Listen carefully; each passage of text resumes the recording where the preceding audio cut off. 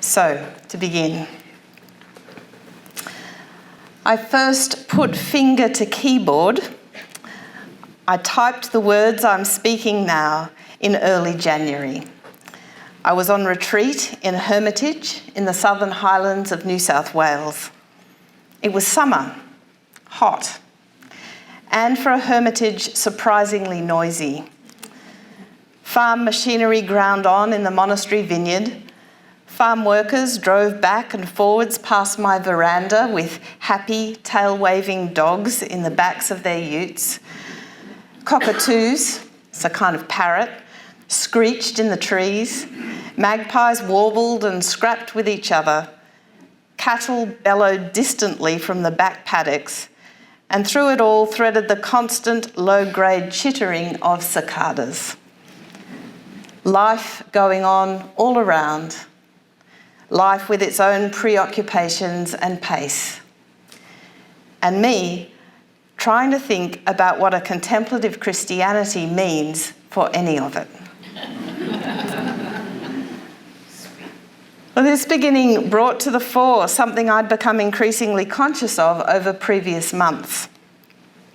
It was that after last year's John Main seminar in Belgium, and in the light of its theme and scope, our topic this year could seem limited and introverted.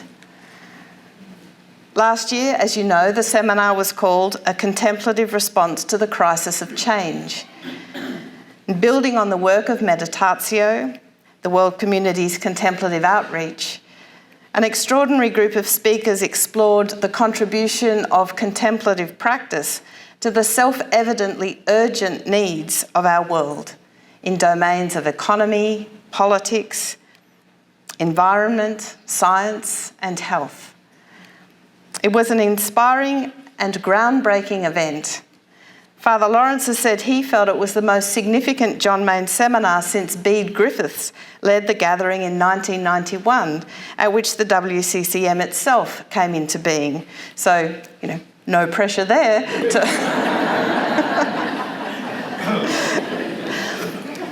But this year, it seems we turn to a narrower focus, a contemplative Christianity for our time.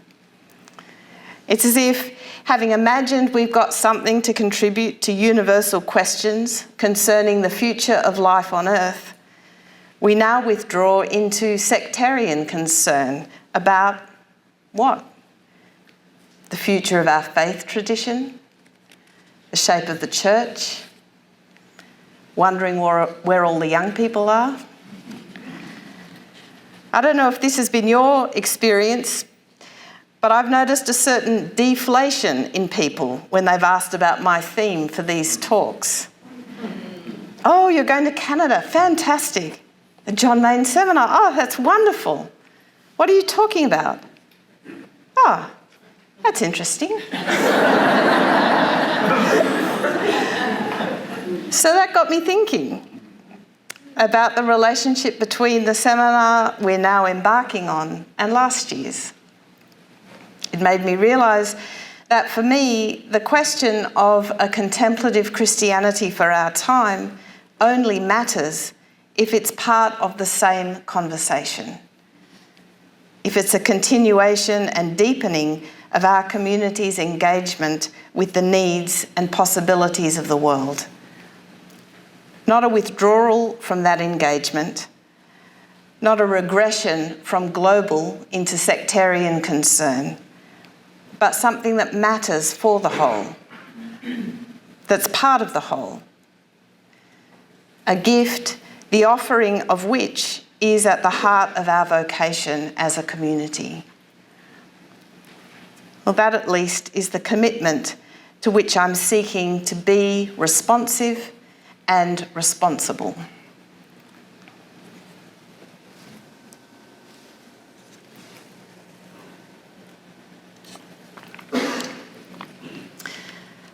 So I want to suggest we begin by telling the time, or at least by becoming present to the time we're in, contemplatively speaking. It's 42 years though Lawrence might not like me saying that. It's 42 years since Father John Mayne and Father Lawrence came to Canada to found a new monastic centre for the practice and teaching of Christian meditation in Montreal. 42 years in which an enormous flowering of contemplative practices of many kinds and lineages has occurred in Western culture and beyond. Even back in 1977, the work of communicating contemplation as a way of prayer and life was not without precedent. From his hermitage in Kentucky in the 1960s, Thomas Merton had written for a lay audience of the significance of the contemplative vocation, engaging in dialogue with Zen Buddhism in particular.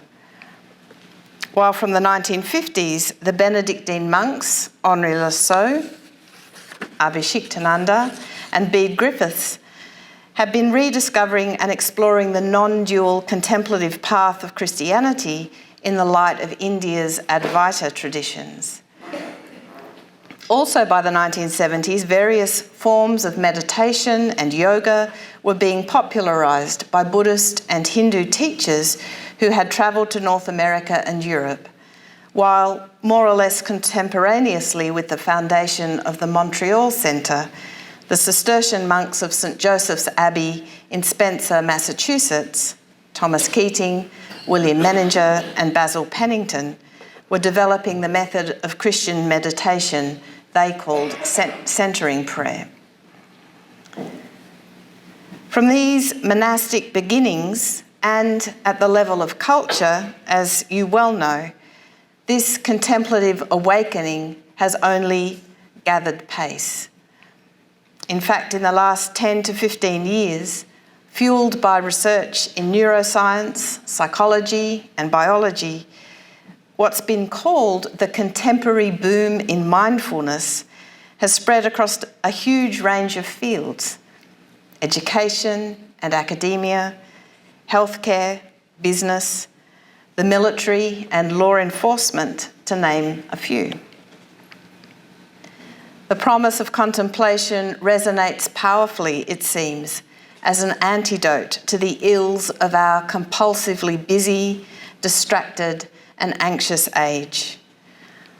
Mindfulness and meditation apps, courses and coaching in conscious leadership, university centres of contemplative studies, and journals of contemplative research abound.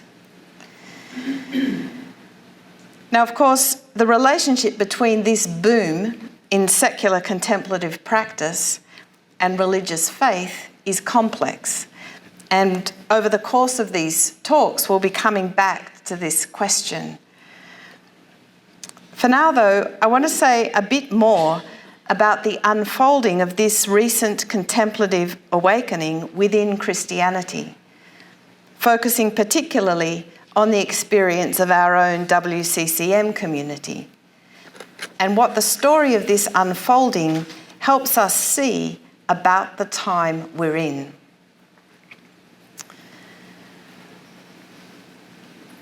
In the beginning was resistance. Not total resistance, of course. The Montreal Centre came about at the invitation of the auxiliary bishop of that diocese, Leonard Crowley. And prior to that, John Mayne had been allowed by the abbot and community at Ealing Abbey to establish the original meditation centre there.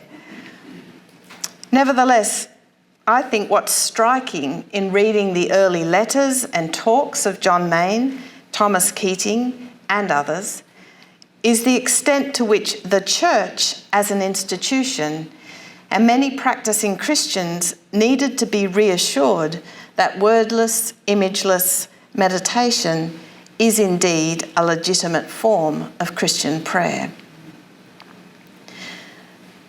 A significant part of the trouble was the commonly assumed identification of meditation with Eastern traditions. And most of you, I'm sure, will be familiar with the story of John Mayne's having been taught to meditate originally by a Hindu teacher in Malaysia, and of having been instructed to give up the practice by his novice master when he entered his novitiate.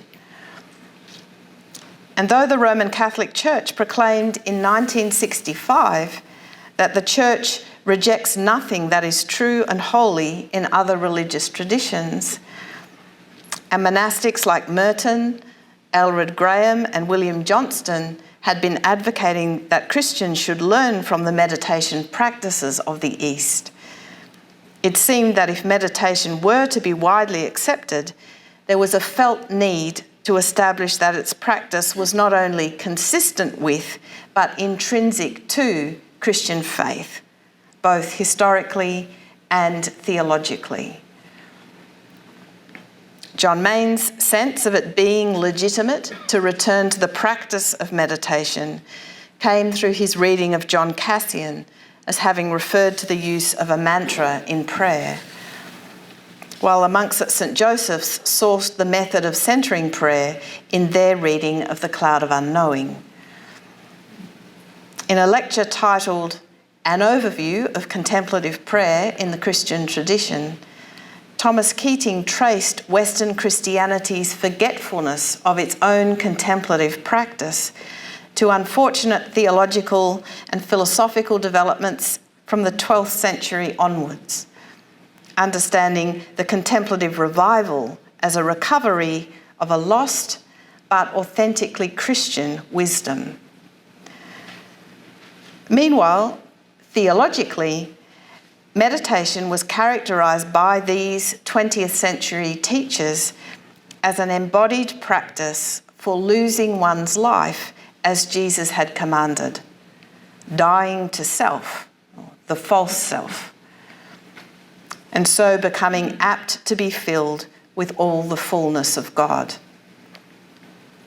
So, giving a theological undergirding for this practice, contemplative prayer was characterised as a consent to radical self-surrender, or kenosis, and so as a practice that enabled direct participation in the dynamic of Jesus' relationship to the Father and in the Trinitarian life. In the laying aside of all thoughts, the surrender of self-consciousness, the meditator becomes radically open to the Spirit within, and so is drawn by the Spirit to share in Jesus' union with the Father. The wonder of the Christian revelation, John Main wrote, is the unity of being, the union of Jesus with his Father and of ourselves with Jesus.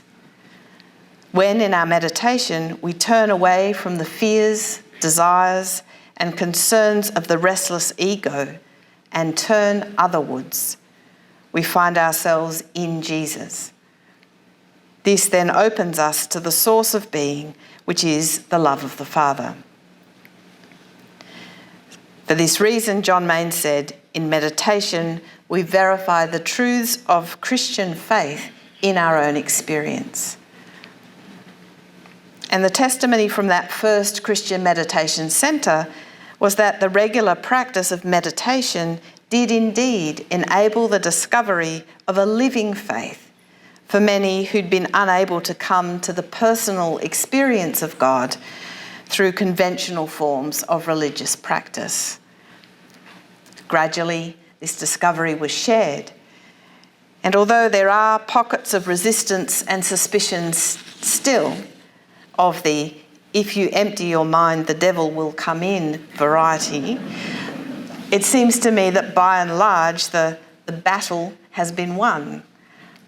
Christians the world over are becoming used to the idea that meditation is a form, a key dimension of Christian prayer, and many have experienced the deepening and enlivening of faith through its practice. So I'm aware that this is an extremely kind of potted, truncated, oversimplified history, one that neglects the significance and persistent influence of Orthodox Christianity and of many other figures and texts, ranging from John of the Cross to Abbot John Chapman, from Simone Weil to Richard Rohr.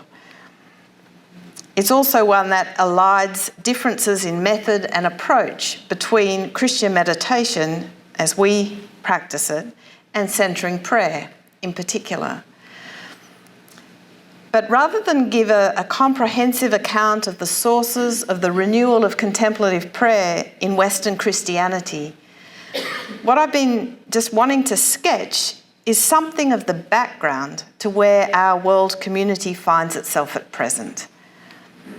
I'm telling a story that traces an evolution in our context, from a time in the late 1970s and 80s when much of the work of the WCCM and others was to persuade Christians of the centrality of meditation to Christian life and prayer, to our own day, when the value of meditation is widely accepted, not only within the church, but well beyond.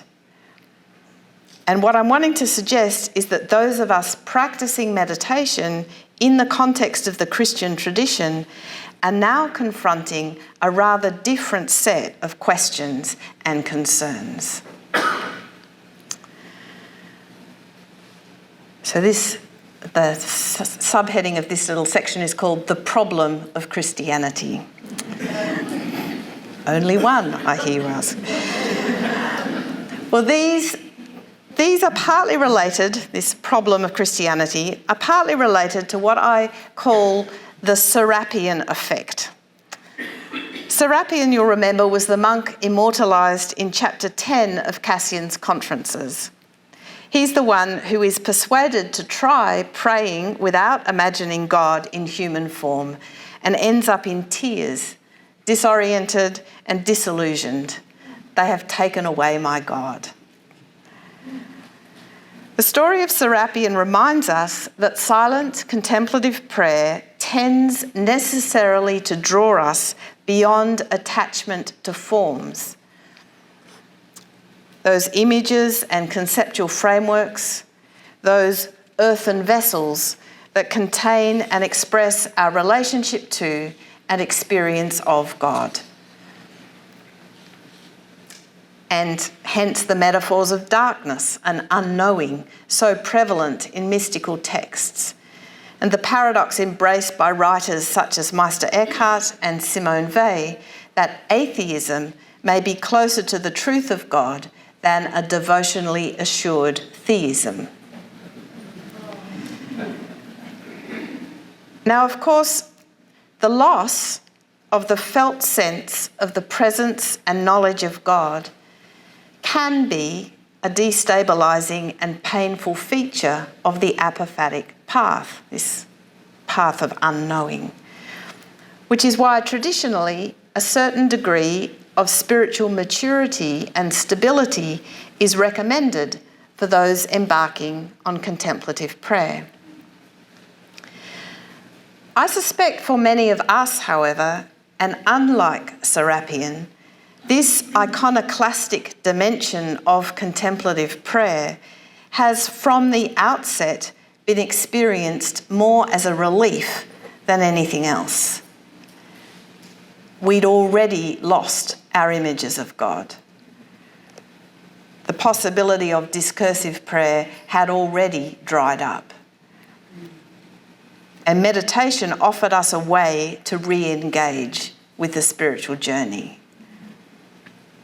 Maybe not true for everyone, but perhaps some of you recognise that.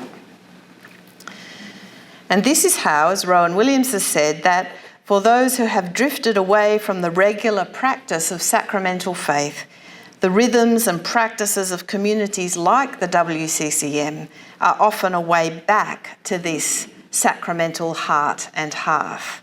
In other words, we'd already lost a certain way of being able to pray, of imagining God. The whole thing had gone dry, but this is like, oh, there's another way. There's another way we can engage. And that's certainly been an aspect of my experience. And yet, there are still complexities here.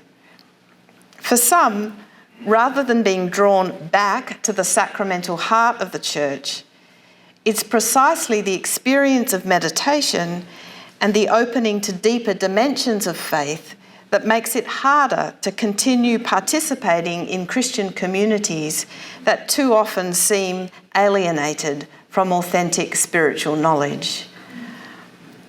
I'm thinking of churches that are clubby, tribal, idolatrous, or even abusive. Time and again, I encounter meditators who say they just cannot go to church anymore. At another level again, the movement beyond forms as a fruit of meditation may seem to extend even to the language and symbol systems of faith. So not just to the failings of the church, but to the whole language symbol system. I once talked to a retreatant who memorably described the application of a Christian framework to her contemplative experience, her contemplative practice, as like going to the movies in the middle of the day. When you're inside, in the midst of it, it all seems plausible enough.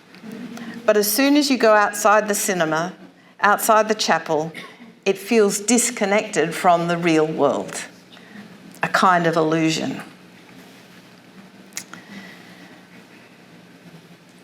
As I've said, it's always been the case that the dynamic of contemplation and its necessary movement beyond forms, that necessary negative, the via negativa, the apophatic way, it's always been the case that this has been in a certain kind of tension with religions, forms, methods, and images.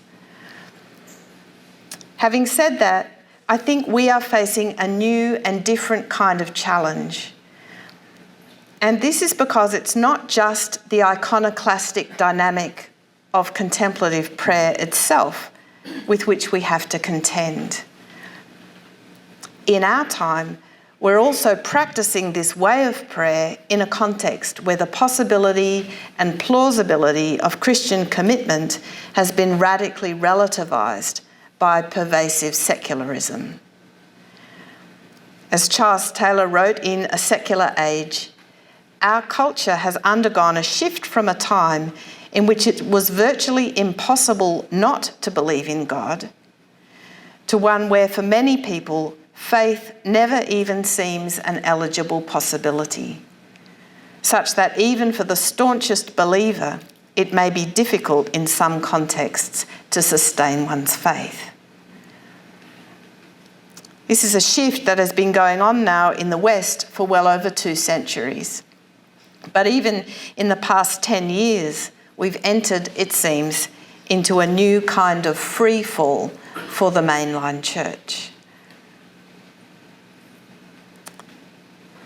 Contemplation teaches us to sit lightly to the forms and images of our religious tradition, to be non-attached, non-defensive, and non-tribal.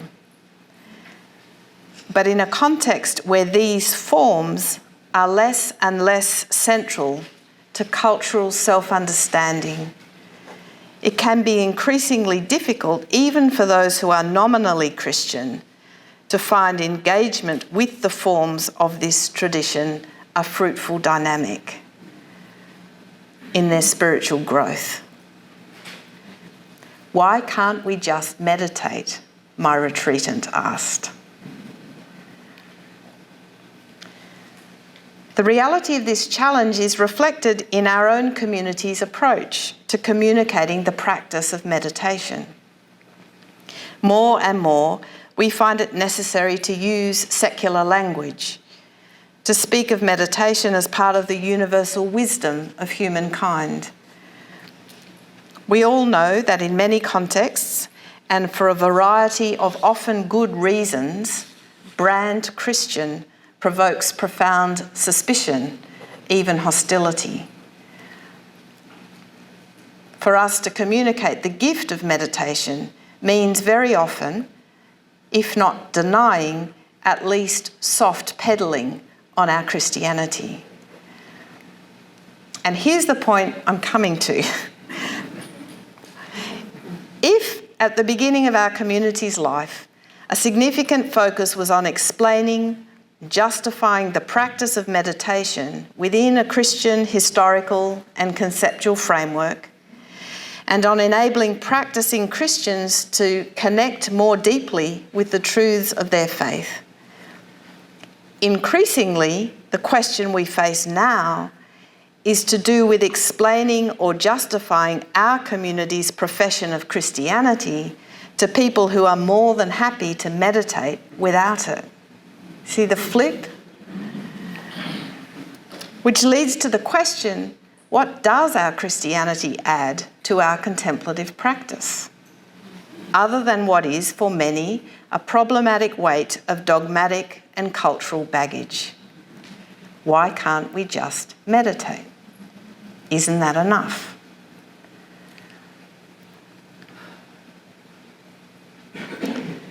Right, well, that's me done. No, clarifying the question. So in the last part of this opening talk, I want to spend some time clarifying this question and what might be at stake in it. And I haven't found this easy to do. To begin, I'm aware that I'm speaking out of a particular context. The secularising consumerist culture of places like Australia and New Zealand, Europe and parts of North America. The sketch I've offered of the nature of our times might not resonate for those of you from other places to quite this extent or the same degree. I'm also conscious that the sense of there being some kind of problem in connecting our contemplative practice with Christian faith may not ever have been a live one for some of you. That whole relationship between word and silence, between scripture, theology, liturgy and sacrament on the one hand, and our wordless, imageless practice of contemplation on the other, that might not provoke any kind of radical dissonance, any uneasy conscience, or concern about relating to life through that lens of a Christian anthropology and a Christian cosmology. It might not have been an issue for you. For others, though, there is a struggle with this. It's more of a struggle. So that's one set of issues, a little bit of caveats there. The second issue I'm aware of is that raising the question of what is specifically Christian about our teaching of meditation can sound as though what's lurking in the background is the concern to establish a Christian identity over against others. And behind that, perhaps some kind of rivalry or tribalism. At worst, a concern to establish that Christian meditation is somehow superior or more legitimate than other forms of meditation practice. So let me be clear where I'm coming from here. I do think there's a difference between meditation practiced in the context of a faith tradition, any faith tradition, and secular mindfulness or meditation. And this difference is to do with the possibility of being led beyond the agenda of the egoic self. Secular meditation or mindfulness is determined essentially by therapeutic ends, as Father Lawrence has often said. It promises to lower blood pressure, help manage stress, reduce anxiety, and so it does. And these are clearly important human goods and legitimate reasons for beginning a practice. But they're not the only healing we need. The transformation of the deeper sources of dis-ease and unfreedom in human persons and communities calls for something more radical than lowering our blood pressure. It calls for the progressive surrender of our falsifying habits of thought and feeling and the distorted perspectives and reactions that flow from them. And it's this possibility and dynamic to which the faith-based teaching of meditation testifies, and into which it seeks to draw us into that deeper current of healing, which comes by transcending or moving beyond the agenda, the egoic agenda. Yet having said this, it seems to me absolutely true that at least at the most basic level, meditation can be taught in a non-proselytising way and without any preconditions. And in my own story, this is what I loved about it. You didn't have to believe or be committed to any particular tradition in advance. You could just do the practice and trust that it would lead you in its own way and time. If meditation leads you to take more seriously the Christian tradition of your heritage and context, great. If it leads you elsewhere, also great. The practice itself is universal and it licenses no defensiveness, no rivalry. So what then is the question I'm trying to raise? What is my concern with the question of a specifically Christian approach to contemplative prayer? Well, here's what I think I'm trying to get at. Every faith tradition offers a distinctive way of picturing the world and human beings in relation to the world. This picture is operative. That is, it affects how we perceive things and what we connect to what. It inflects the choices we make, the actions that seem possible for us, the world we inhabit. Reflecting in the domain of ethics, the English philosopher Iris Murdoch noted that moral differences arise not simply because we make different choices within a shared view of reality, or because we select different objects out of the same world. Rather, she argued, many of our most profound moral differences are an expression of the fact that we see different worlds. So I say it again, moral differences arise not simply because we make different choices within a shared view of reality. Many of our most profound moral differences are an expression of the fact that we see the whole world differently. We see a different world. In a similar vein, Jacob Needleman, who is an American scholar of religion, he wrote, "Every spiritual teaching brings with it a great body of ideas. These aren't necessarily expressed in abstract language.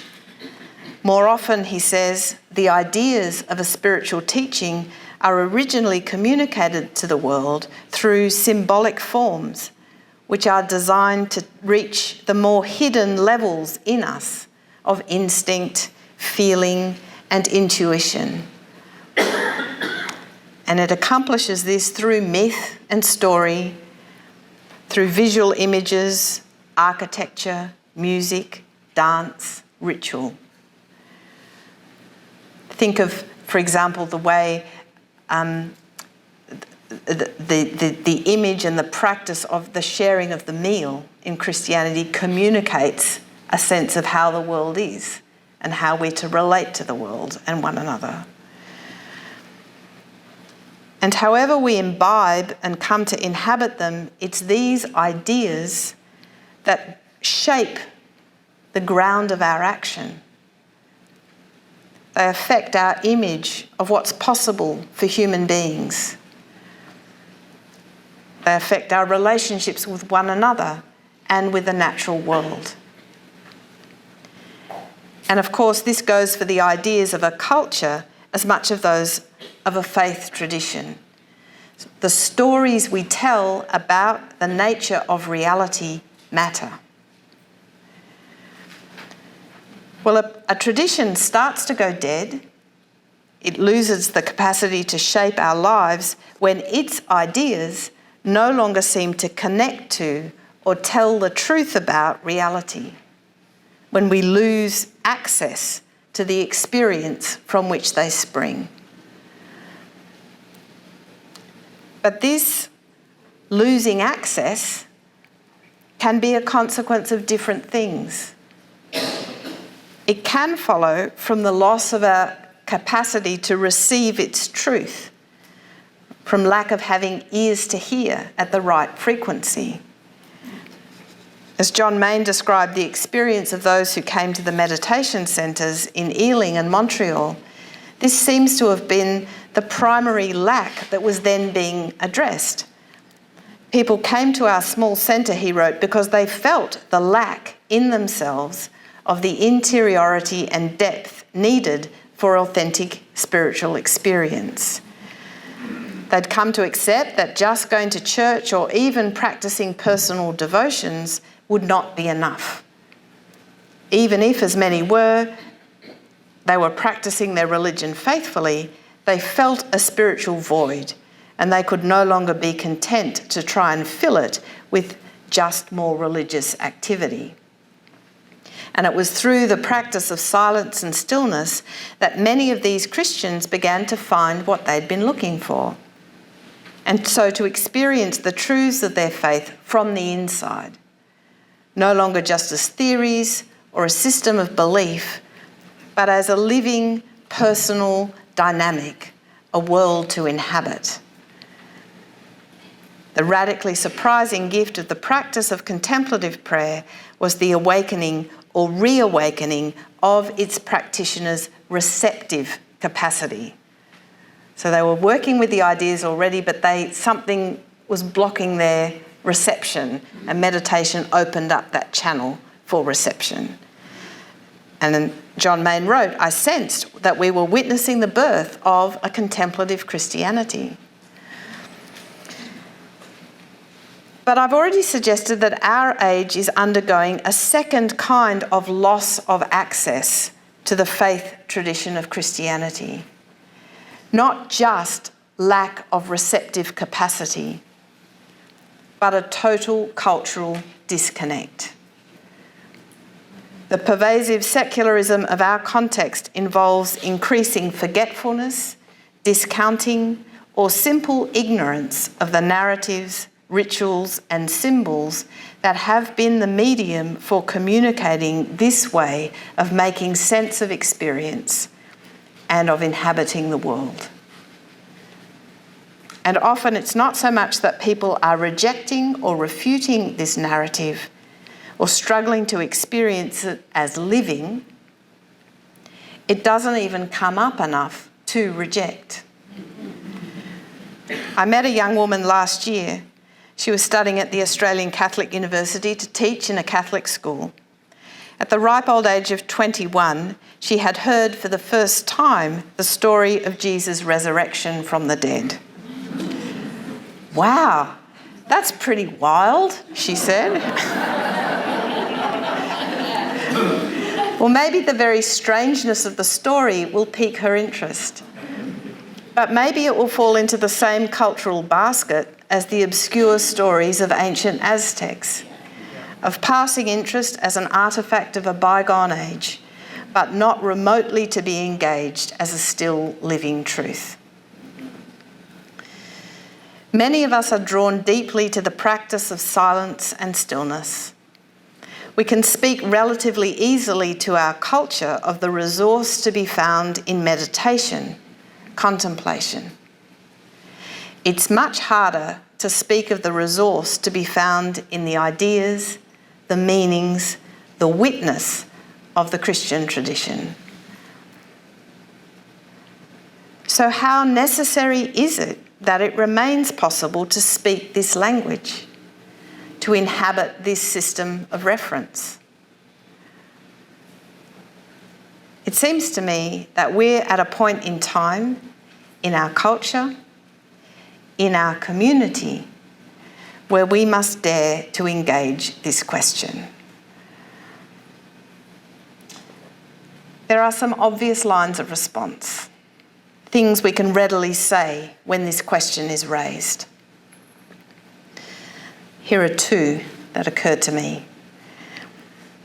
First is that without any answerability to a tradition, without scriptures, with theological wisdom, tested images and rites, our silent apophatic prayer by itself risks degenerating into a kind of DIY spirituality with little for our subjectivity to butt up against or to learn. Rowan Williams again says, to refuse the question of the proper use of traditional religious form and image is to bypass an essential dialectical movement in the Spirit's growth. Dialectical meaning a dialogue partner, that kind of thing you have to engage with, even if you disagree with, it kind of helps to form and shape you. And translating our personal experience into the language of a tradition provides resources for continuing deepening, discerning of missteps, and so on. Think of how a concept like poverty of spirit names something and then helps you to continue to engage with it. So, this dialectical engagement. And the second thing that I would say in response to this question of do we even need to bother with this system of reference is that what we're talking about when we talk about the Christian tradition is not merely a symbol system, a set of ideas, but a testimony.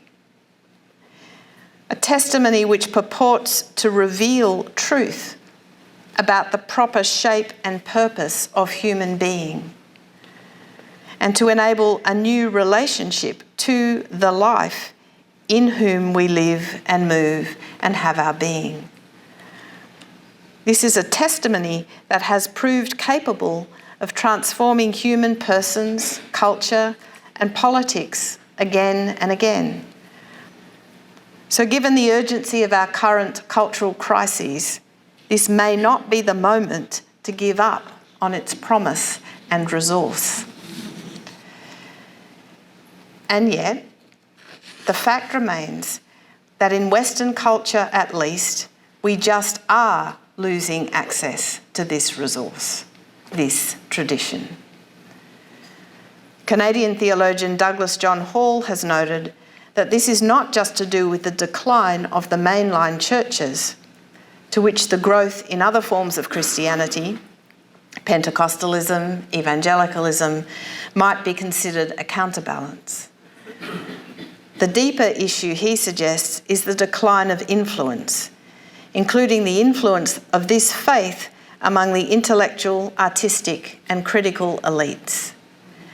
It's not that Christianity needs to be endorsed by these elites, but it does hope to be sufficiently stimulating to such representatives of high culture to be taken with some measure of seriousness.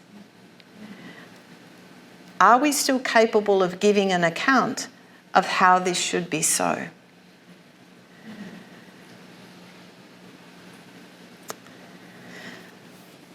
Well, the symbol of the World Community for Christian Meditation is of two doves perched on the rim of a chalice. It's a symbol with many resonances. The doves are symbols of the Spirit, the chalice evoking Christ's self-offering, the water referencing the water of baptism, the dynamic of death and rebirth. It's also a symbol that evokes the unity between the contemplative and the active life, the inner and outer movements of the Spirit, as one dove looks down to drink and the other looks out to the world. I introduced this talk by remarking that our theme for this year's John Maynes seminar, A Contemplative Christianity for Our Time, could be seen as representing an inward turn, a withdrawal of our attention from the needs and urgencies of our world. Our WCCM symbol reminds us, however, that contemplatively speaking, this inward turn is always connected to and in service of our outward gaze and service. I believe that we're at a point in the life of our community where we need to take a moment to recollect and deepen our engagement with what it means to be what we say we are, the World Community for Christian Meditation. Not from a concern to assert a Christian identity over against other identities, not out of anxiety about securing our place in the world, but rather out of a commitment to discover anew the fullness of the gift that is ours to live from and offer out. It is a privilege to be with you over these days. May they be a blessing to we who are gathered, to the wider community of which we are part, and so to the world we love.